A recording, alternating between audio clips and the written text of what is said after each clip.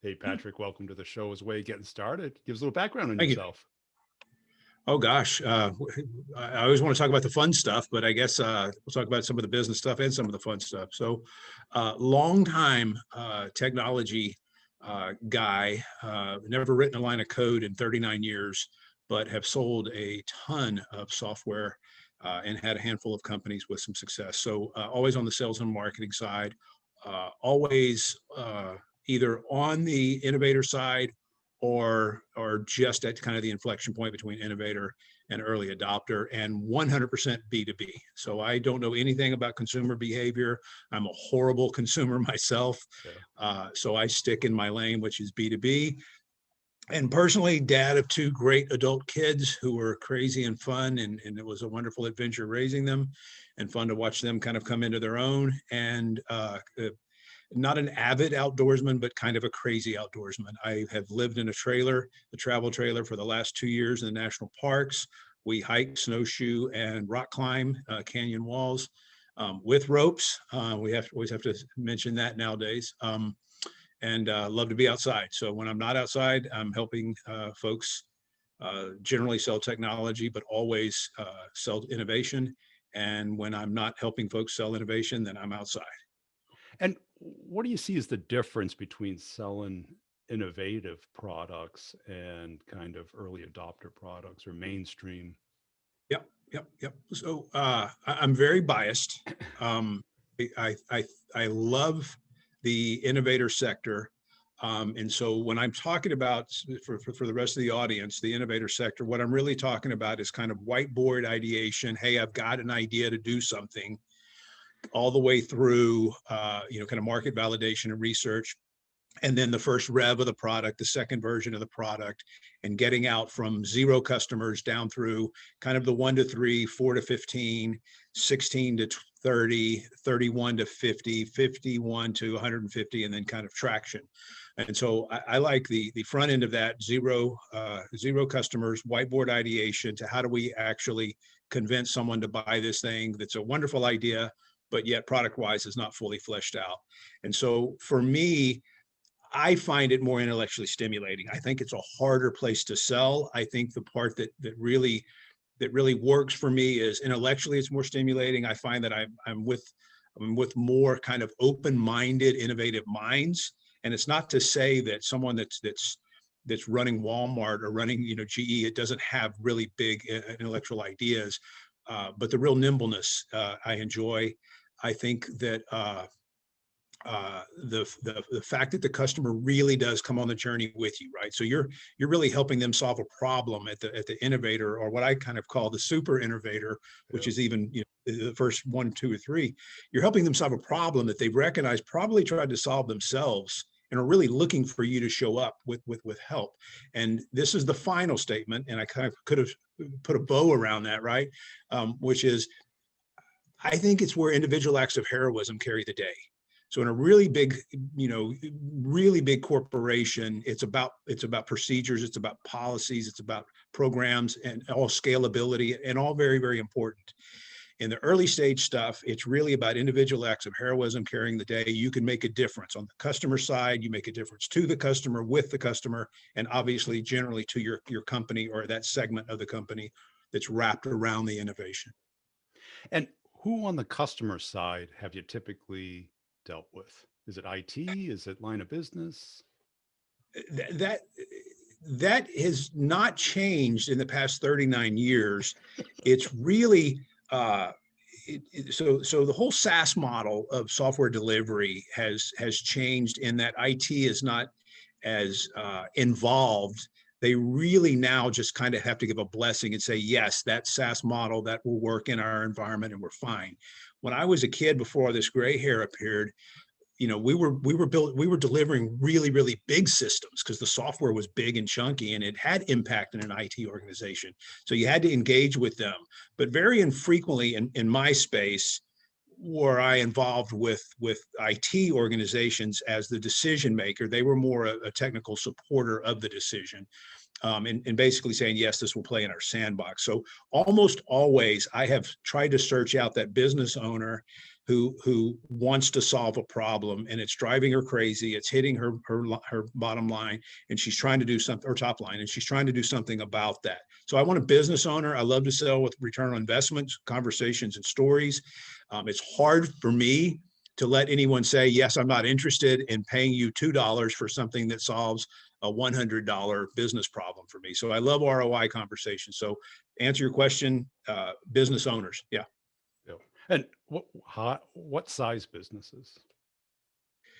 So I have sold to Fortune 5, right? Fortune 10 size companies. I've sold a lot to Fortune 100, Fortune 200 size companies, but those were also all much, much larger, bigger systems.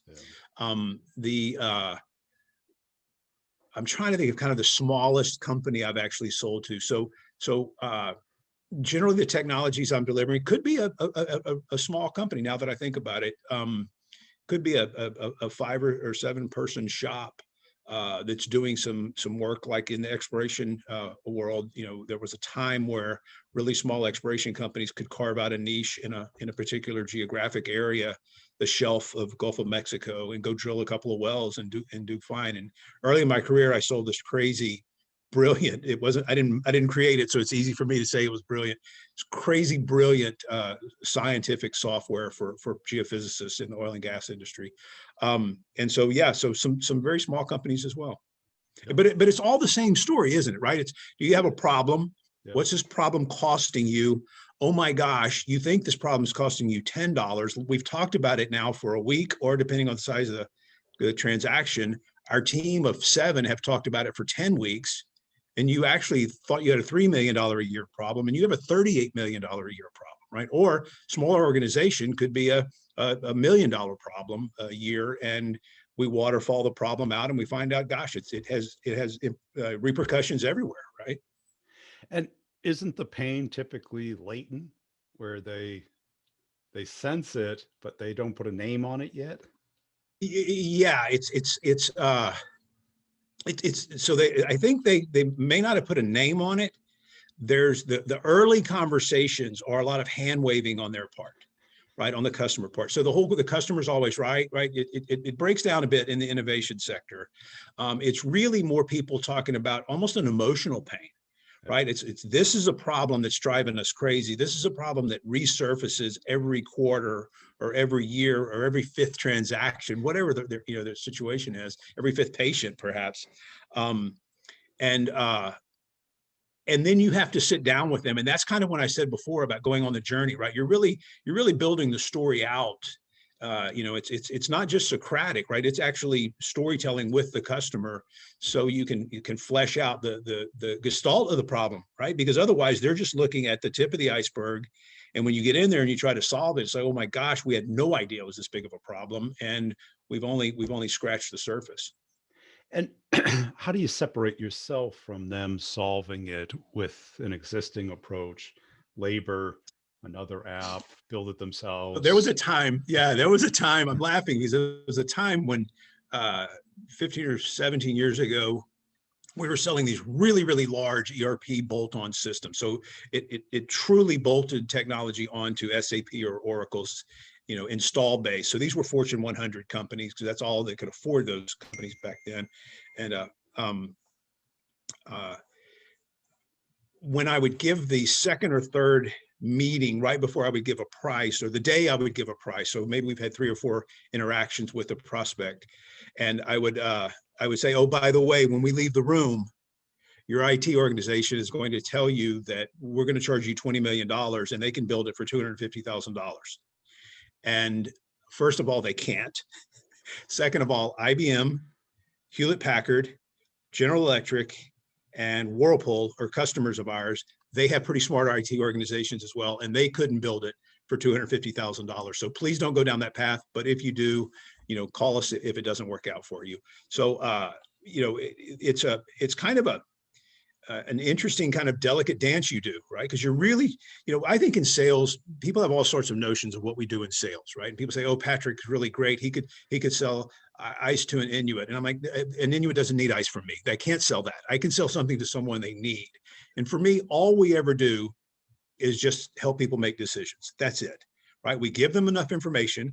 We ask them more questions so that they're asking questions of their information.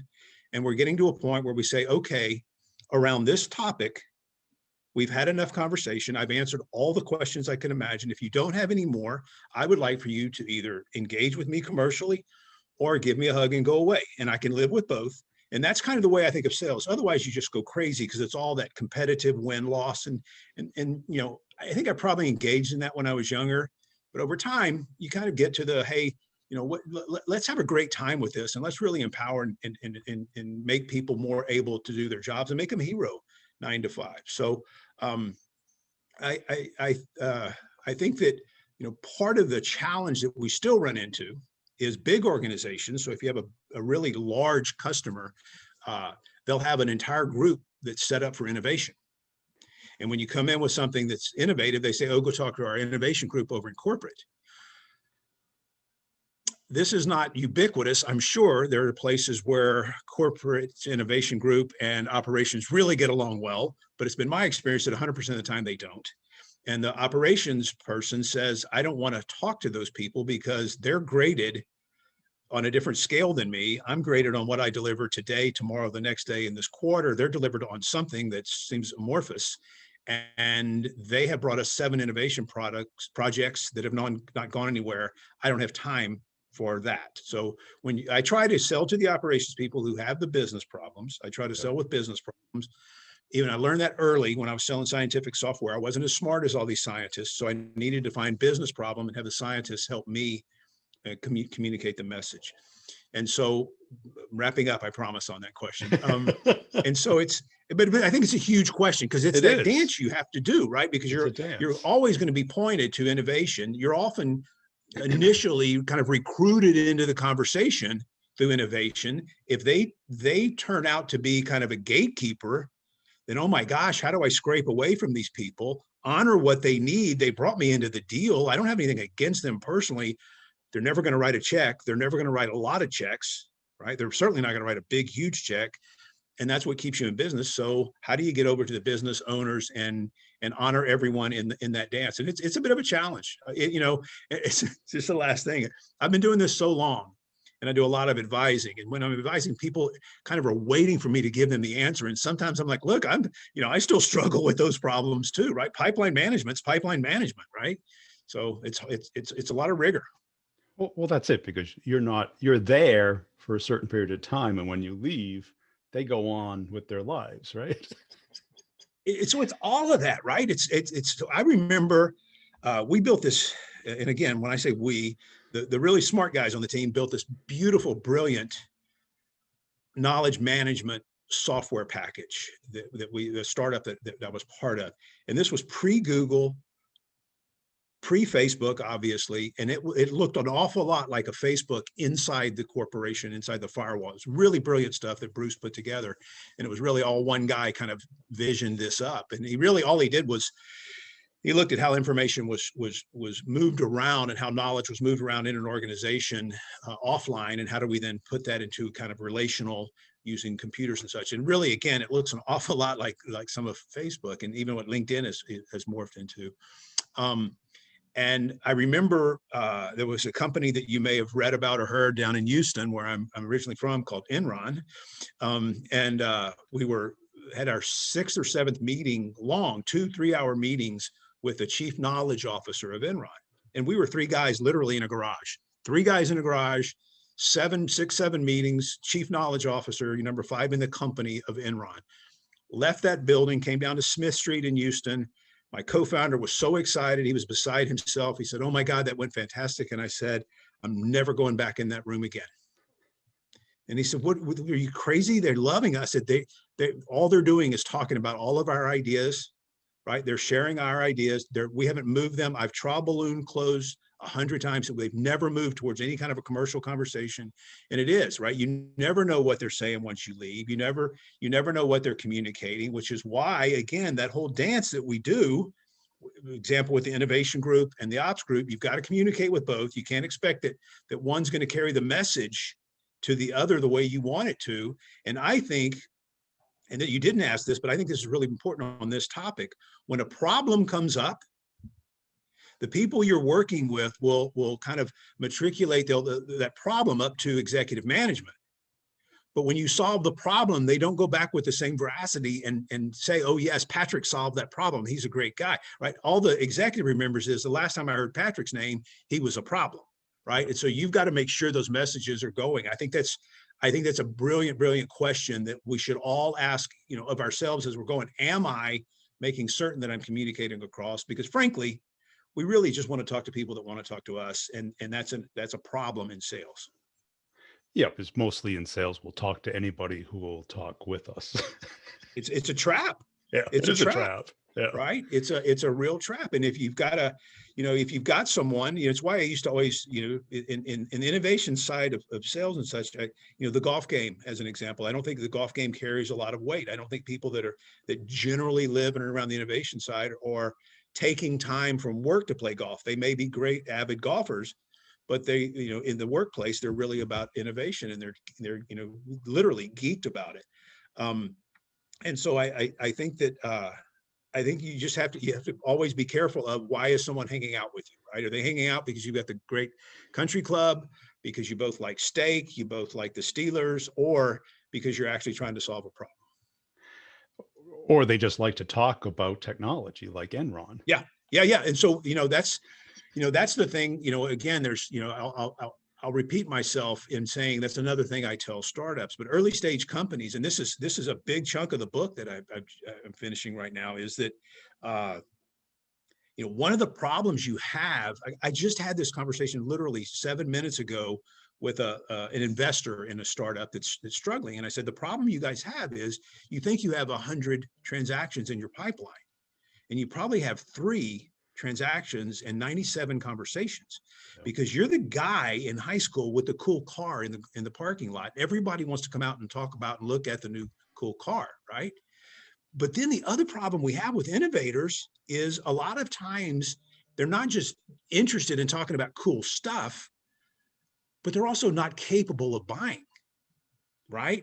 So you not only have to find someone who's willing to buy, you have to find someone who's also able to buy. And so a lot of what we do on the sales side in the innovation, especially with super innovators, is we have to also show them the buying / sales process, right? So I'm always mapping my sales process. So how do you buy something in your company? Have you ever bought something in your company?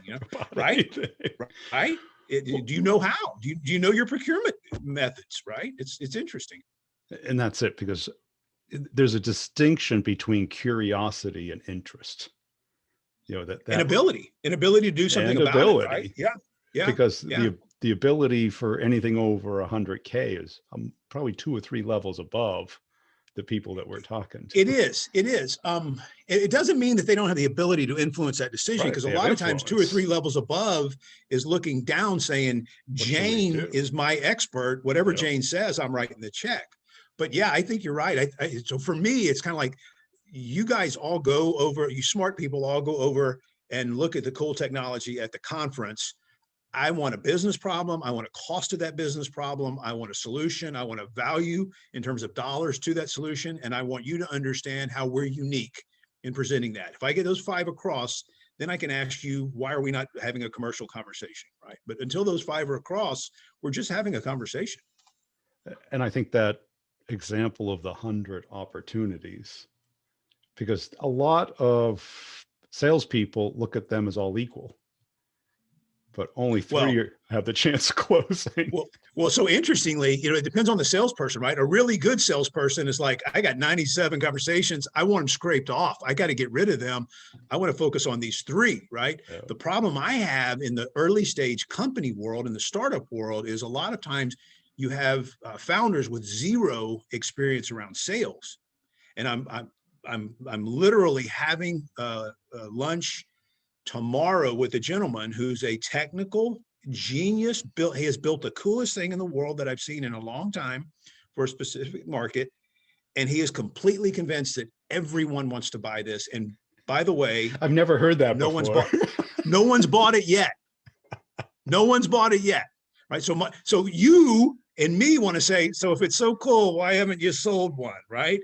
And so tomorrow I have to have a conversation with this guy that says, tell me who can, of the people you're talking to, of those 97 or 100 that are out there, tell me the 3 that are answering in the affirmative these 5 questions. And if you've got one of those, then we should go close that deal, right? But if you don't have anybody that can answer these 5 questions in the affirmative, then we're still having conversations. Nothing wrong with them, but they don't pay the bills.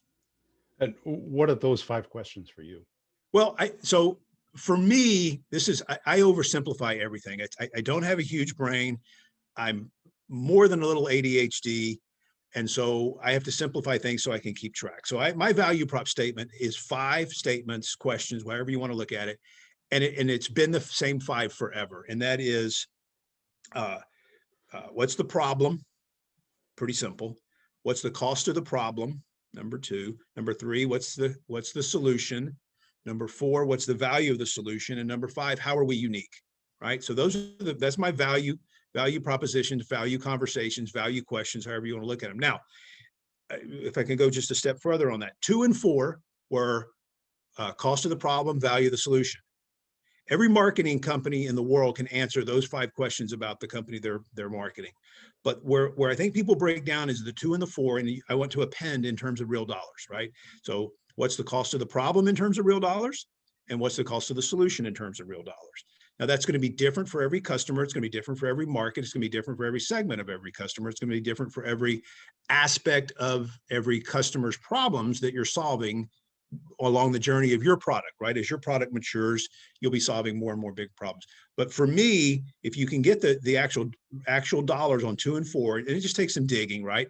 And with early stage companies, when you're kind of moving from whiteboard, got some market traction or market validation, and you're actually into selling, on that 2 and 4 in terms of dollars, I tell startup founders, you don't have to be right, because you're not going to be right.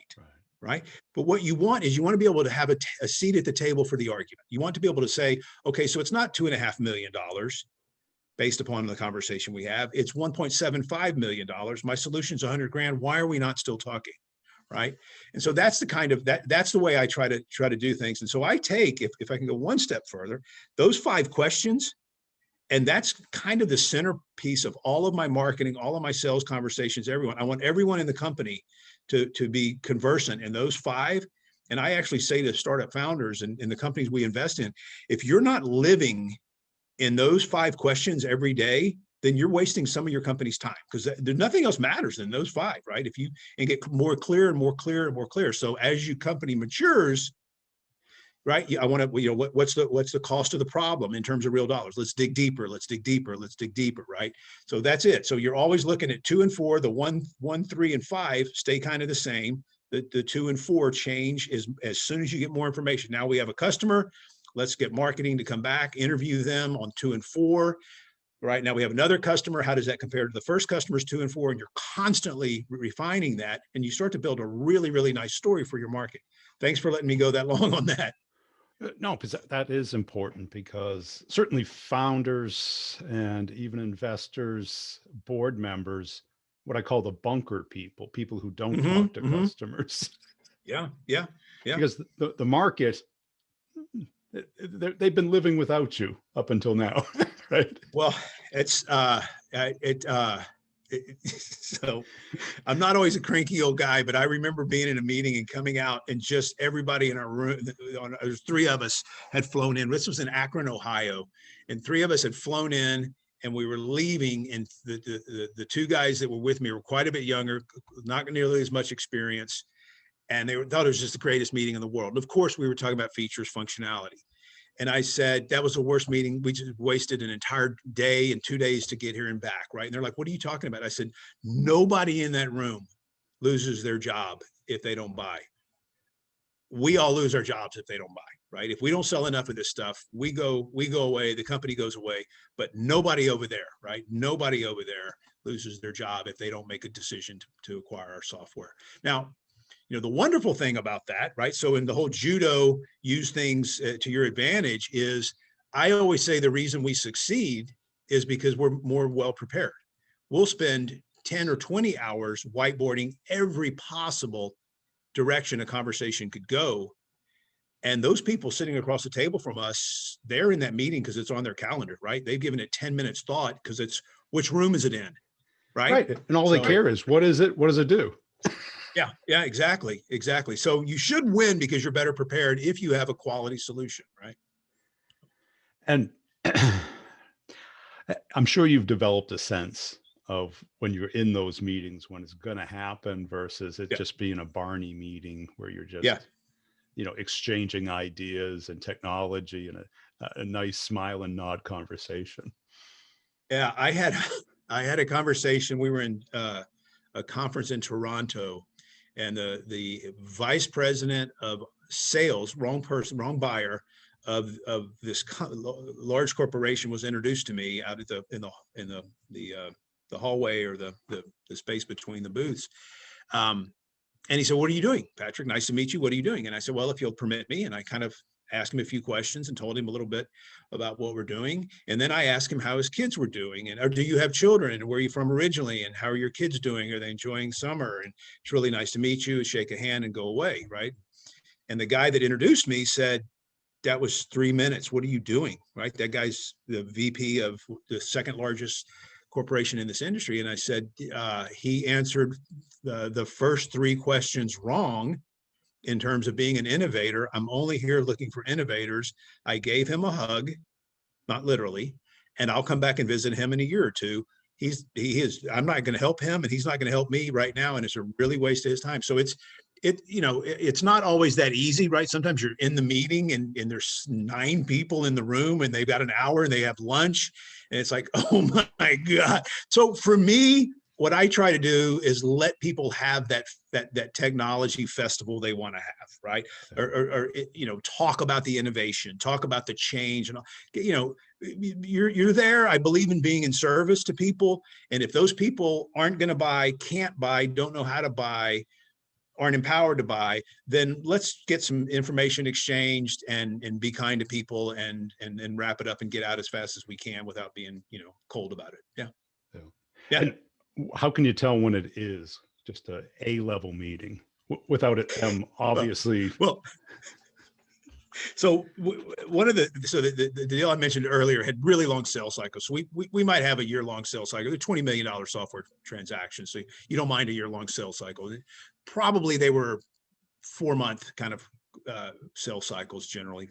And for me, it was always when somebody in the room played back my words verbatim from the previous, I'm like, oh my God, they're selling to me now, right? They're on the team, right? So I think I think I love hearing that. And so for that, I'm not a real, trademark this kind of guy, kind of copyright that. But if you can find a few statements that you use with regularity, when you start to hear those statements played back, they're playing them back to the decision makers as they're presenting, right? So I think that's a big indicator, right? And something I found that's of extreme value in super innovators and innovators is people that don't know sales don't know that it's just another process. They think we do some magical black box thing that we take somebody to lunch and boom, there's a contract, right? And those of us that do it, yeah, I mean, and those of us that do it, it's like, it's just a grind. That's all we do is grind, right? We grind a process. There's a goal, a closed, happy customer, right? There's a process and you make those steps out, right? This is kind of pipeline management, right? Account management. We know all this on the sales side. But what I learned a long time ago is I say to people as early as I can, as soon as I feel like we've got that traction where they're really interested in something commercial, it's like, look, we have a sales process on this. This is the way it generally works. How does this map to your buying process? Sometimes they have no clue what their buying process is. Sometimes they're very clued in. But if they have a clue or if they don't, when you sit down with them and say, hey, let's map your buying process to our sales process, now, all of a sudden, you're both on the same process team. You're both fighting for the transaction. And you're able to say, hey, Jane, how come we didn't do this next? Because we were supposed to have this done according to your buying process, right? And so, I think getting people on board is it, right? So the old sales school of trial balloons, I think is very valid. I don't think of them that way because I always thought trial balloons were kind of tricky, like baiting a hook and trying to catch a fish.